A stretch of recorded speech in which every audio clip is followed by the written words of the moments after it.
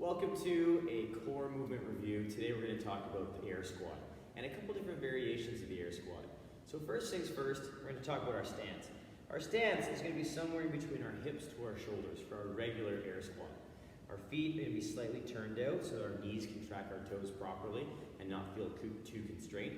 But we're not going total out like a duck. We want to stay kind of nice and neutral, toes just turned out to a natural position for you, right? So from there, what we're going to take down is we're going to initiate the movement through the hips, but we're not going to push the hips too far back. We're going to kind of sit down towards our heels. I'm going to turn to the side so you can see this from a profile. My stance hasn't changed at all. I'm going to take my hips to my heels, taking my knees, tracking them towards my toes. I'm just going to reach my arms out just for a little counterbalance, and it's also going to help keep my chest up as high as I can. Then I'm going to push through my midfoot. I'm going to stand nice and tall. So again, some nice smooth reps, taking my hips to my heels, my weight stays through my midfoot where my laces sit, and my knees track the toes. I'm trying to stay as upright as I can with my torso. Sometimes that can be challenging, but again, listen to your body, take it to our depth and range that we can maintain proper position for the knees and the feet.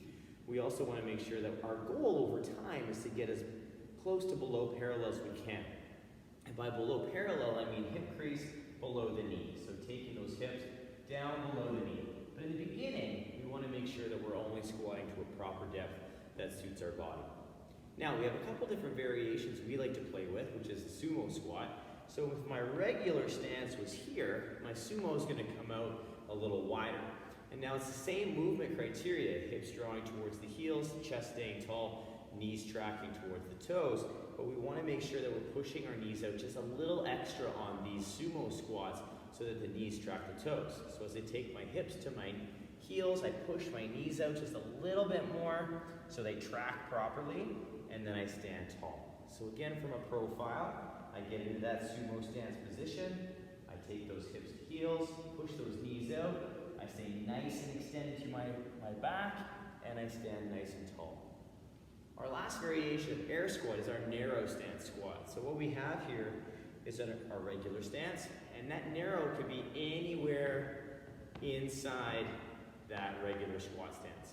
So we're going to take our feet into that position, and again, take those hips to the heels, keeping the chest up tall, keeping those knees tracking the toes, and making sure all those key air squat criteria and points of performance are being listened to and only going as deep as we can maintain our positions. So again, we have a narrow stance, a regular, a sumo.